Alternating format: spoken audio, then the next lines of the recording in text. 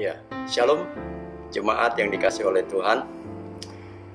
Apa kabarnya? Saya percaya setiap kita ada di dalam kondisi yang luar biasa dan ada dalam pemeliharaan dan penjagaan Allah yang sempurna. Tetap bersemangat, tetap bergairah di tengah-tengah situasi pandemi Corona seperti sekarang ini. Hari ini saya akan membagikan tentang bagaimana kita menghadapi masa-masa pandemi Corona seperti yang sedang terjadi hari-hari ini. Di dalam perenungan Abah kita hari Kamis kemarin, melalui pembacaan kitab 1 Samuel 30, Tuhan mengingatkan saya tentang perkara bagaimana Daud ketika menghadapi situasi-situasi sulit, tetapi dia tetap bisa percaya dan tetap menggantungkan seluruh pengharapan dia kepada Allah. Dikisahkan di sana bahwa ketika Daud kembali ke kota tempat tinggalnya, Ziklag, saat itu kota dia telah dibumi hanguskan oleh bangsa Amalek. Dan ada satu kesedihan, ada satu ketakutan, ada satu kegeraman, semua bercampur, berkecamuk menjadi satu. Karena mereka menemukan bukan hanya kota mereka, bahkan keluarga mereka, seluruh apa yang ada pada mereka, itu semuanya sudah hilang karena diambil oleh bangsa Amalek. Dalam 1 Samuel 30 ayat 4 dikatakan, lalu menangislah Daud dan rakyat yang bersama-sama dengan dia itu dengan nyaring sampai mereka tidak kuat lagi menangis. Mereka menangis sampai tidak kuat lagi. Artinya apa? Artinya sudah seperti tidak punya kemampuan lagi untuk mengungkapkan bagaimana perasaan hati mereka. Tapi yang luar biasa saudara, di dalam situasi seperti itu, Daud tetap menunjukkan komitmen dia, bagaimana dia tetap mempercayai Allah. Ayat 6 dikatakan, dan Daud sangat terjepit, karena rakyat mengatakan hendak melempari dia dengan batu.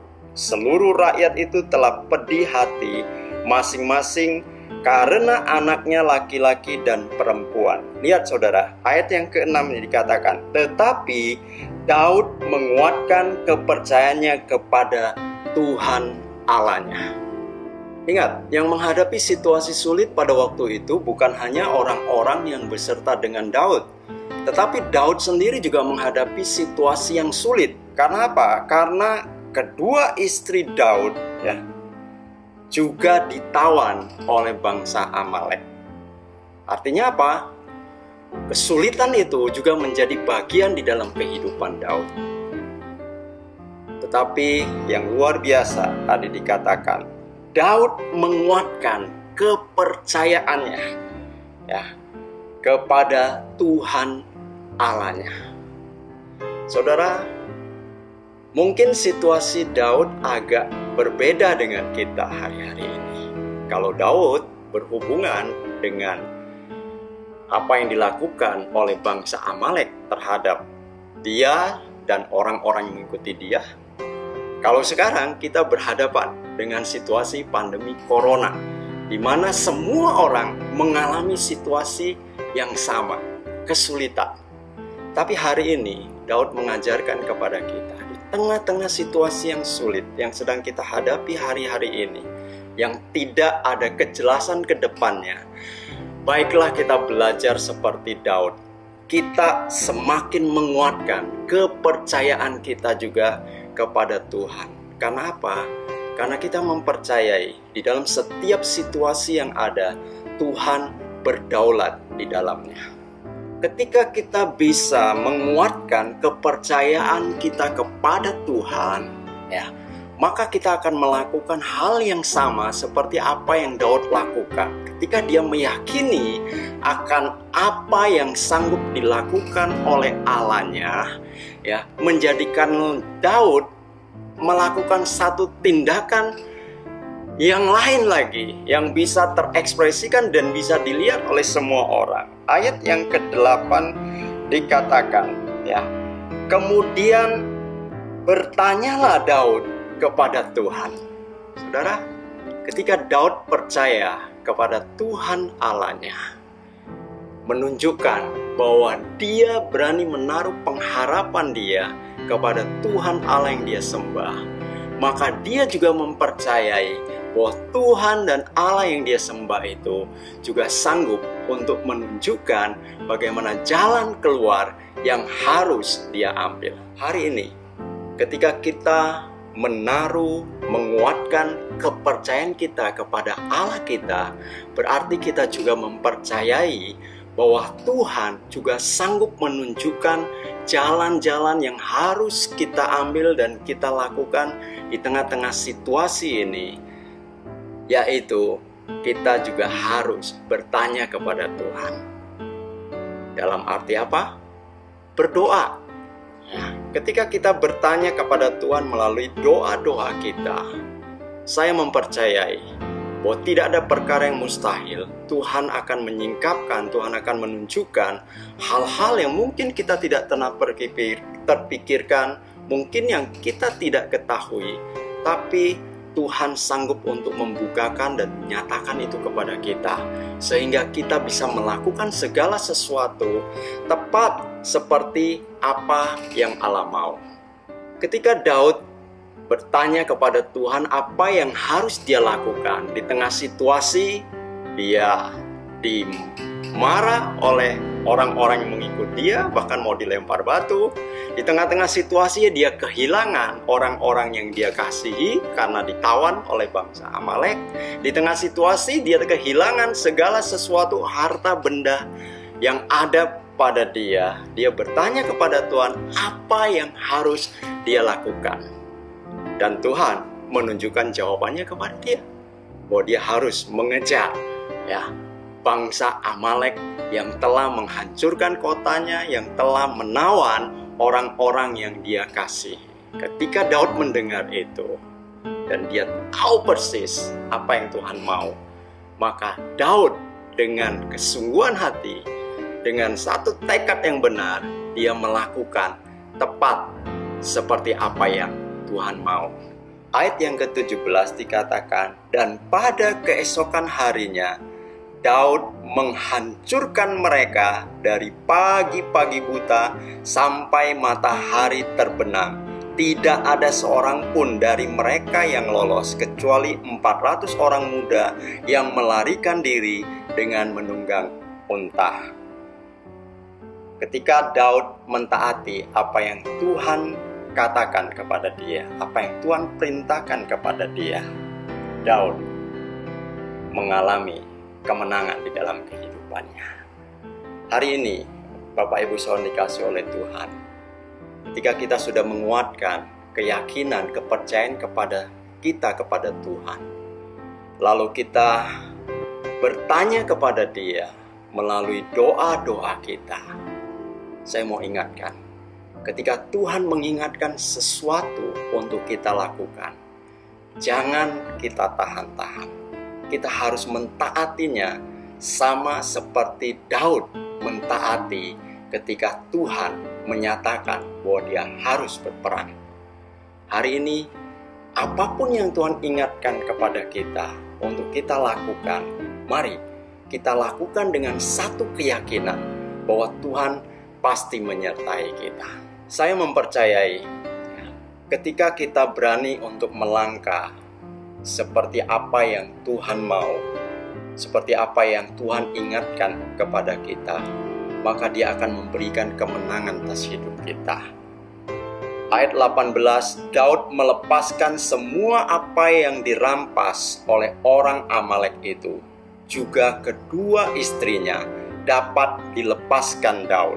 Ayat 19 dikatakan, tidak ada yang hilang pada mereka, dari hal yang kecil sampai hal yang besar, sampai anak laki-laki dan anak perempuan, dan dari jarahan sampai segala sesuatu yang telah dirampas mereka, semuanya itu dibawa Daud kembali. Saya mempercayai hal yang sama juga pasti bisa terjadi atas hidup kita. Ketika kita mentaati apa yang Allah mau, maka Tuhan sendiri juga yang akan memberi kemenangan atas hidup kita. Bapak, Ibu, Saudara yang dikasihi oleh Tuhan, di tengah-tengah situasi seperti ini, saya percaya gereja dipanggil seharusnya mereka bisa menjadi berkat, bisa menjadi kesaksian. Gereja adalah terang dan garam dunia. Di tengah-tengah situasi yang tidak menentu seperti sekarang ini, adalah kesempatan yang luar biasa bagaimana gereja bisa menunjukkan eksistensinya dengan apa yang bisa mereka lakukan.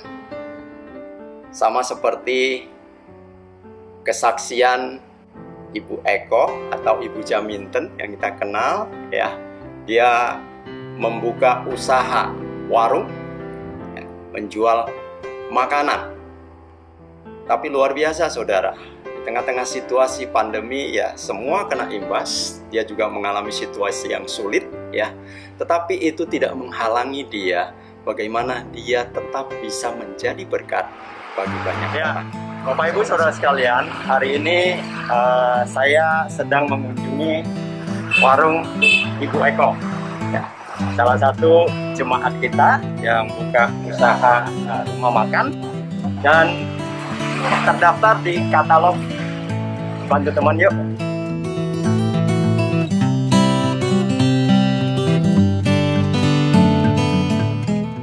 Ya, selamat siang Bu Jaminten. Juga Pak. Gimana kabarnya? Puji Tuhan, luar biasa. Sehat ya, kesehatan Tuhan ya.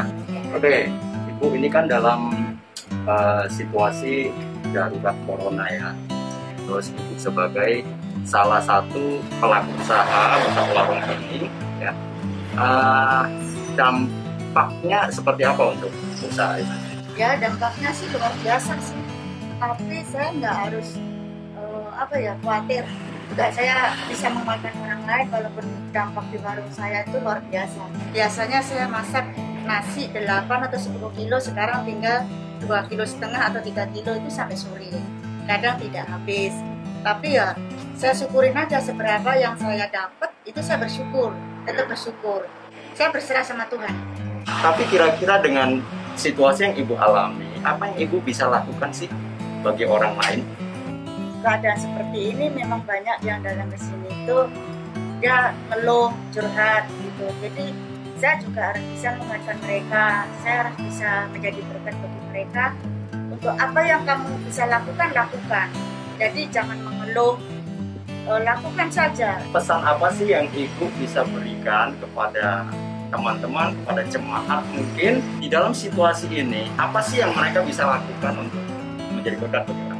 Tetap berdoa pertama ya, dekat sama Tuhan, dan jangan khawatir, juga bisa menjadi berkat bagi orang lain. Jadi tidak hanya mengeluh dengan keadaan ini gitu loh, supaya dia juga bisa menjadi kesaksian bagi orang lain. Kira-kira dengan ada program katalog bantu teman itu perasaan itu gimana? Bisa menjadi berkat bagi orang lain, menjadi dikenal juga. Dikenal ya. Iya. Ada warung Eko di sini. Ya, saudara, dengan situasi darurat corona seperti ini, hampir seluruh bagian sendi-sendi kehidupan, bukan hanya di Bali, di Indonesia, bahkan di seluruh dunia, itu mengalami dampak. Tetapi justru dalam situasi ini, seperti apa yang diceritakan, disaksikan oleh Ibu Jaminten, tetap bisa menjadi berkat. Jangan terlarut dengan keterpurukan, jangan terlarut di dalam kesedihan, ya, jangan terlarut di dalam situasi yang ada, tetapi mari kita coba tetap berpikir positif. Bagaimana di dalam situasi seperti ini kita tetap bisa menjadi berkat bagi banyak orang. Kami menghimbau, memotivasi setiap saudara-saudara yang sudah menerima katalog tersebut untuk bisa men-sharekan, membagikan sebanyak mungkin kepada siapapun melalui media-media sosial yang saudara miliki. Karena apa? Semakin kita banyak untuk men-sharingkan katalog tersebut, maka akan semakin besar kemungkinan orang-orang untuk mengenal, bahkan mungkin belanja dari setiap orang-orang yang berusaha atau memasukkan iklan di katalog tersebut. Jadi jangan lupa bantu teman yuk melalui penyebaran katalognya. Tuhan Yesus memberkati. Ada satu ilustrasi sebelum saya menutup renungan kita untuk minggu ini. Dikisahkan ada satu orang wanita setengah baya datang bersama supirnya ke tempat pemakaman dengan maksud menjumpai seseorang yang menjaga pemakaman tersebut. Lalu ketika mereka berjumpa dengan pria ini, wanita ini memperkenalkan dirinya bahwa dia adalah Nyonya Stephen, orang yang selama ini mengirim uang kepada penjaga kuburan ini dengan maksud supaya penjaga kubur ini bisa membeli bunga dan bisa meletakkan bunga di pusara anak yang sudah meninggal.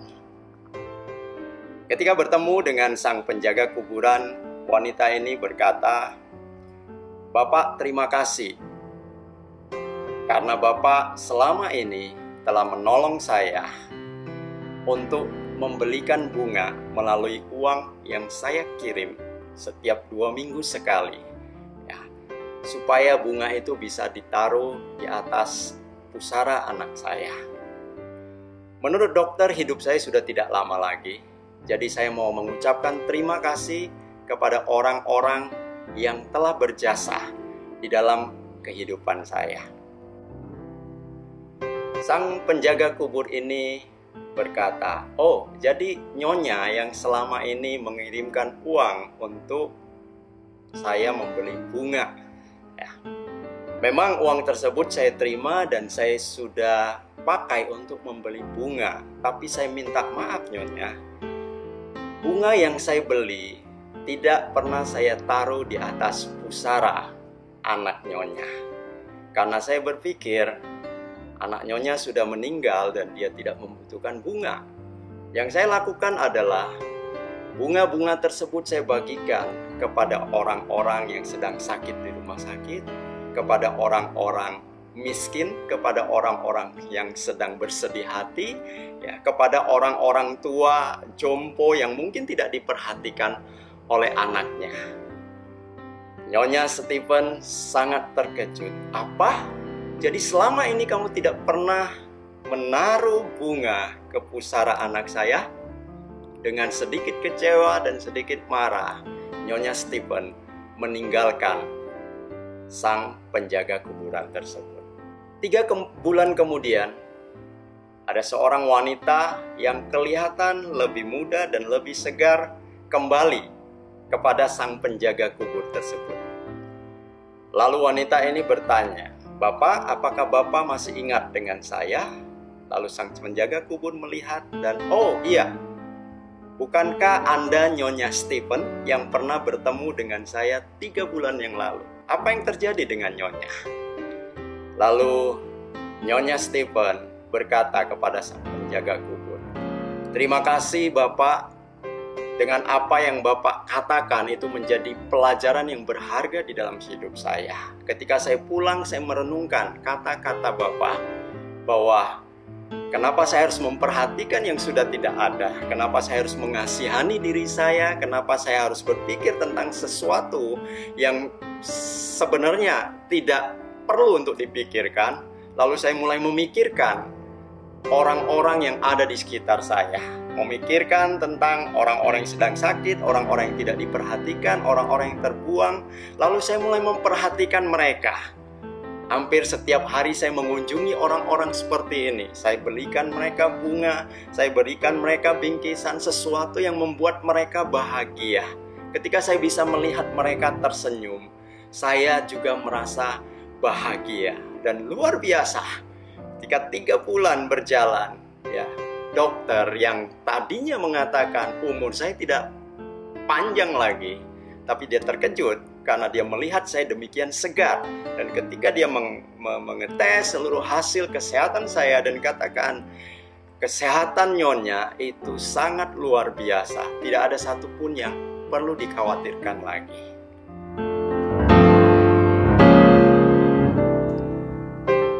Dari proses itu, Nyonya Stephen berkata, saya belajar bahwa ketika di tengah-tengah kesedihan saya, di tengah-tengah situasi sulit saya, tapi ketika saya memberikan perhatian kepada orang lain, justru itu menjadi satu kebahagiaan, memberikan satu sukacita yang mengubahkan seluruh hidup saya.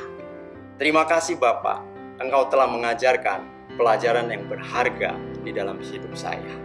Bapak Ibu Saudara yang dikasihi oleh Tuhan, saya katakan tadi bahwa di tengah-tengah situasi ini adalah kesempatan yang baik. Setiap kita ada dalam kesulitan, tapi jangan kesulitan kita menghalangi kita untuk kita bisa melakukan sesuatu yang berarti bagi orang lain. Untuk kita bisa memberkati orang lain, untuk kita bisa melakukan sesuatu yang membuat mereka bahagia. Karena apa? Karena kebahagiaan orang-orang yang kita layani itu akan menjadi kebahagiaan yang Tuhan berikan di dalam kehidupan kita. Sekali lagi saya ingatkan, di tengah-tengah situasi ini, pertama, mari kita tetap menguatkan kepercayaan kita kepada Tuhan. Kedua, kita harus bertanya kepada Tuhan apa yang harus kita lakukan melalui doa-doa kita. Ketiga, ketika Tuhan menyatakannya, kita harus taat untuk melakukannya. Jangan hanya berpikir tentang diri kita, tapi mari kita mulai berpikir tentang orang-orang yang ada di sekitar kita. Kita mulai berpikir tentang kerajaan Allah. Karena kita tahu hidup kita bukannya kita lagi, melainkan Kristus yang ada di dalam kita. Dan kita mempercayai bahwa Kristus mengasihi dunia ini, Kristus mengasihi orang-orang yang sedang ada dalam kesulitan, Kristus mengasihi semua orang-orang yang sedang dalam kesukaran. Dan hal itu seharusnya ada di dalam hidup kita untuk kita bisa mengekspresikannya karena kita adalah murid-muridnya. Terima kasih, Tuhan Yesus memberkati kita semua.